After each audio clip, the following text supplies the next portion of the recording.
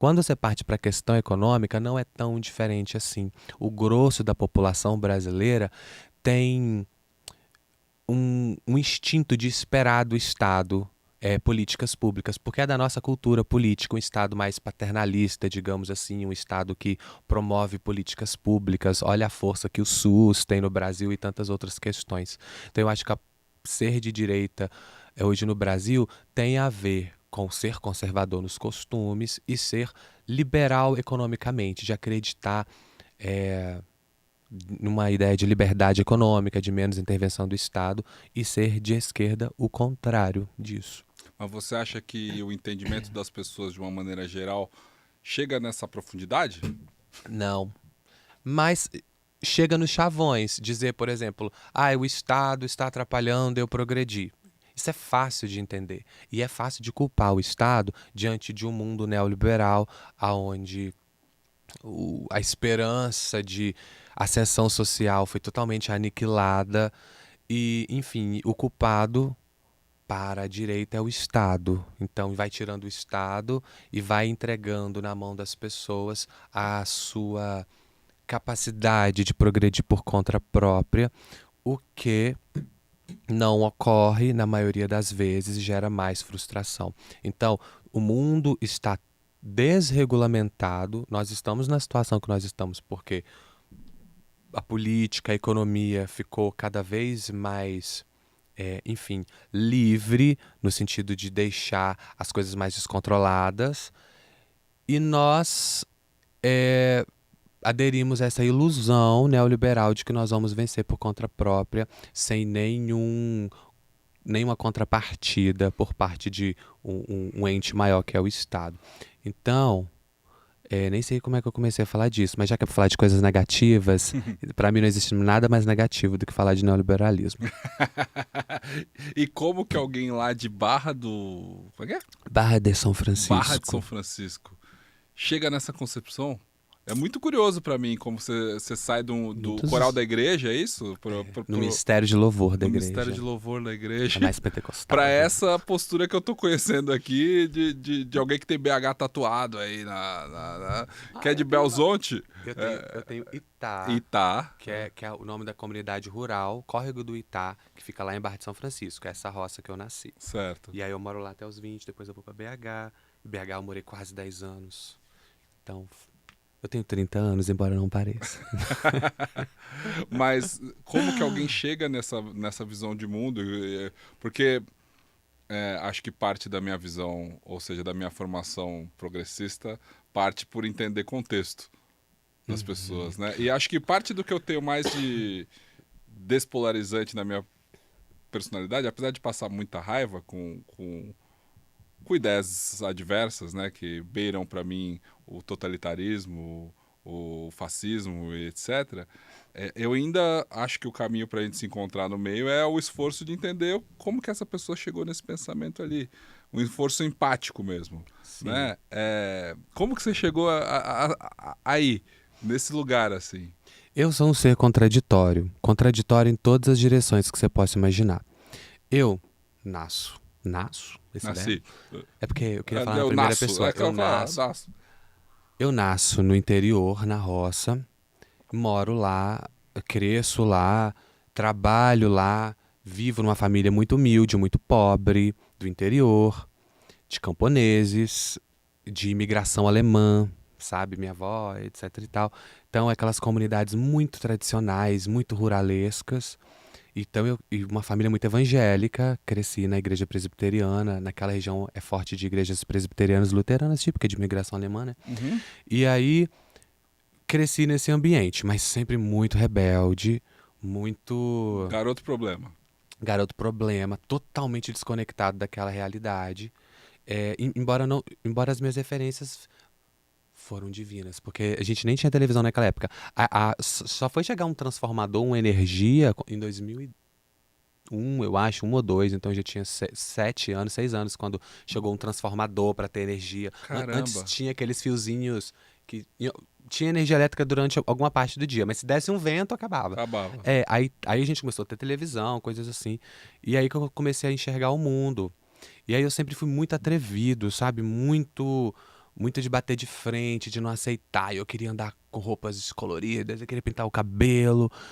Nada a ver, ninguém fazia isso lá, só eu. Então, sempre foi muito choque, muito problemático, sabe? E eu gostava muito de ler, de cantar, gostava muito das artes. Mas você sofria o bullying? Totalmente bullying, de base homofóbica, porque eu era super afeminado. Uhum. Eu sei que não dá pra perceber agora, mas eu era bastante, ainda sou. Mas então, então assim, eu sempre fui completamente Mas você avesso a apanhou? tudo. Como qualquer criança da roça, né? Tipo, Eu não sei, aqui, eu sou urbano, eu não ser tô, urbano. eu- Sim, eu- é uma família que acreditava na punição física como forma de educação. E como eu era uma criança bastante levada e desafiadora, era muitas vezes a solução imediata. E na escola também, pô, desse Ah, eu tenho bullying. até uma cicatriz na minha cabeça. Eu lembro que eu descia, que a gente morava na roça, então tinha que descer o morral, andar vários quilômetros, aí chegar lá numa estrada onde passava o ônibus escolar. Aí eu lembro quando eu descia do ônibus escolar, os meninos da escola ficavam me esperando com brita de construção descer do ônibus, então eles me cortavam na pedra. Coisa do interior, sabe? Então por isso quando eu recebo muitas críticas hoje, parece que eu já tô preparado emocionalmente pro pior. Entendi. Então era meio que isso, sabe? Então, como é que eu cheguei, como é que eu virei? Aí você cresce com uma vontade de sair dali, né? Total. Até mesmo porque tinha uma coisa meio. Não era essas palavras, sabe? Mas uma vibe meio cura gay, de igreja. Vamos expulsar o demônio do homossexualismo, esse tipo de coisa. Então, assim, pra Você mim. viveu isso? Eu vivi. Então, pra mim, virou uma Você é coisa. confortável de falar disso? É. Eu sou confortável de falar de quase tudo. Hum. Você vê que não é pra ser negativa, eu já entreguei os pontos, entendeu? Tipo, eu já não seguro mais nada. Mas a minha história é realmente cheia de contradições. Então, teve isso. E aí, quando eu termino o ensino médio, fiquei reprovado 2 anos. Eu não era um aluno exemplar, eu era o aluno bagunceiro da escola. Mas ainda assim, muito criativo, com muita vontade de estudar. Totalmente contraditório. Mas hoje eu vejo que é uma forma de reagir ao bullying e ao ambiente que eu estava. Eu comecei a ser uma pessoa muito agressiva na escola, no meu ambiente familiar, na igreja. Aquela adolescente com a imagem agressiva, sabe? Quase meio punk. E por quê? Hoje eu vejo que é uma armadura que eu fui criando para me proteger. Eu lembro quando eu mudei para Belo Horizonte, eu demorei me conectar com as pessoas. Quando eu fui para a universidade, aí você pensa, nossa, agora ele finalmente vai encontrar a liberdade, a loucura. Foi justamente o contrário. Eu não conseguia me conectar com os movimentos sociais, com os militantes, porque eu achava eles igualmente agressivos e sectários, e bravos, e impacientes, e policiadores. Você também não foi acolhido, nem pelo movimento, então. Não, porque eu já cheguei assim, falando, nossa, isso aqui não faz sentido. Então eu sempre fiquei transitando entre mundos que eu não me encaixava. Então, basicamente, é isso. E aí foi indo, e aí eu fui lendo, eu fui estudando, fui estudando é, os pensadores mais básicos. Não sou um grande estudante de filosofia, mas, enfim, fui lendo, fui Ampliando o entendendo. seu repertório. Aí eu fui lendo. Quando eu entro na faculdade, eu começo a ter acesso a pensadores na teologia, né? Depois eu fui para geografia. Pensadores como Milton Santos, que tinha uma visão extremamente crítica de base marxista. Li, muito difícil. O primeiro livro que eu tive que ler na faculdade foi Metamorfose do Espaço Habitado. Um livro dificílimo do Milton Santos. E parece que a professora Magda, um amor, parece que ela já queria botar na mesa, olha, se vocês encarar esse livro, vocês conseguem terminar o curso, que era um livro muito complexo. Eu nunca mais li, eu vou ler para ver se eu ainda acho complexo hoje, mas na época eu achei muito difícil. E aí eu comecei a ter contato com David Harvey, enfim, todos esses geógrafos mais marxistas. E super me interessei. E aí, um belo dia, eu pego um livro na biblioteca da PUC de um filósofo que vocês com certeza conhecem, que é o Luiz Felipe Pondé. O livro dele se chama Contra um Mundo Melhor. Uhum. Nunca tinha lido nada assim. Era um livro de ensaios e de crônicas, eu nem lembro mais o que era.